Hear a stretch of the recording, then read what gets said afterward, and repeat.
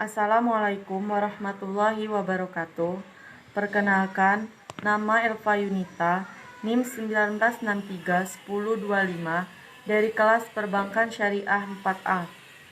Baiklah, di sini saya akan menjelaskan materi dari mata kuliah Manajemen Lembaga Keuangan Syariah, yaitu presentasi bisnis. Yang A, pengertian presentasi bisnis yang efektif.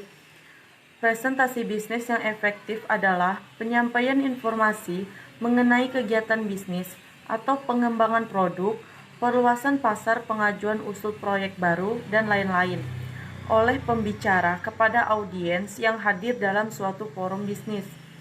Yang B, tujuan presentasi bisnis. Tujuannya yaitu yang pertama, menginformasikan pesan-pesan bisnis kepada audiens.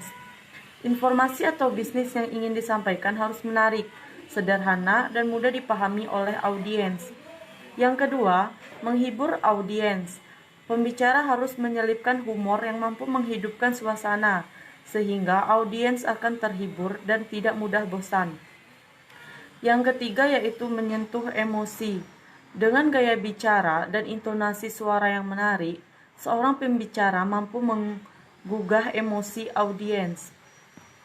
Yang keempat yaitu memotivasi audiens untuk bertindak. Pembicara perlu menyatakan secara tegas dan jelas informasi yang tercakup dalam presentasi. Yang C yaitu tahapan presentasi bisnis. Yang pertama yaitu ada tahapan persiapan. Dalam tahap persiapan ada beberapa hal yang harus dilakukan. Antaranya adalah menentukan topik, menetapkan tujuan, mengenali situasi audiens, menyusun materi, menentukan pendekatan yang digunakan, menyusun desain slide, dan latihan presentasi. Yang kedua yaitu tahap membawakan. Tahap membawakan yang itu yang A, membuka presentasi. Ada banyak cara untuk membuka presentasi dengan menarik. Di antaranya dengan cerita, mengajukan pertanyaan, menggunakan kutipan, menunjukkan data dan fakta, menjelaskan maksud dan tujuan, atau menggunakan humor. Yang B yaitu pembahasan. Dalam menjelaskan materi harus bertekstur dan jelas. Juga harus terampil menggunakan transisi antar subtopik supaya audiens memperoleh kejelasan alur presentasi. Yang ke-C yaitu menutup presentasi. Tutup presentasi dengan simpulan dari inti presentasi dan sampaikan call to action.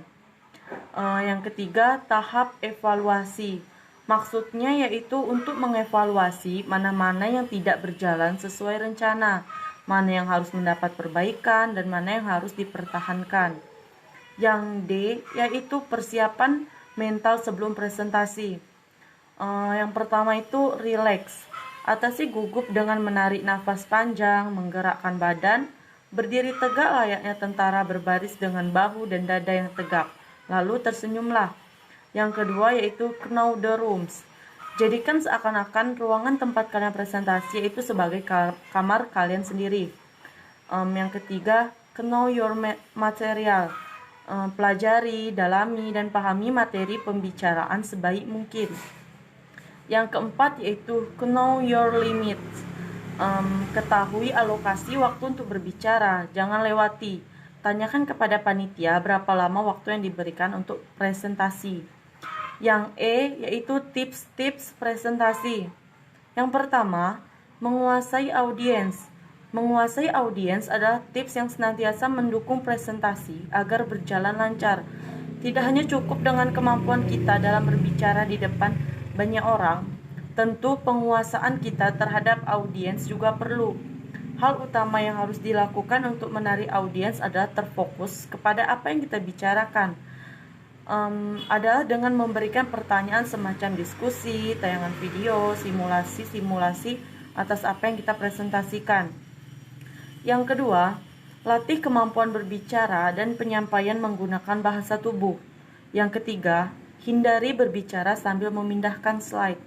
Hal ini yang paling mengganggu para audiens ketika mendengarkan presentator berbicara di depan adalah ketika mereka melihat presentator sibuk melihat dan membaca slide. Yang keempat, percaya diri. Dengan memiliki rasa percaya diri yang memuncak, berbicara di depan banyak orang, dan menyampaikan ide ataupun gagasan yang sudah dibuat bukanlah suatu hal yang sulit. Menanamkan kepercayaan diri untuk melakukan presentasi adalah suatu tips presentasi yang paling jitu. Yang kelima, antusiaslah dengan presentasi yang akan disampaikan. Antusias terhadap presentasi adalah tips presentasi yang bisa membantu kita semua dalam melakukan presentasi. Jangan pernah sungkan untuk membanggakan hasil gagasan yang telah kita buat.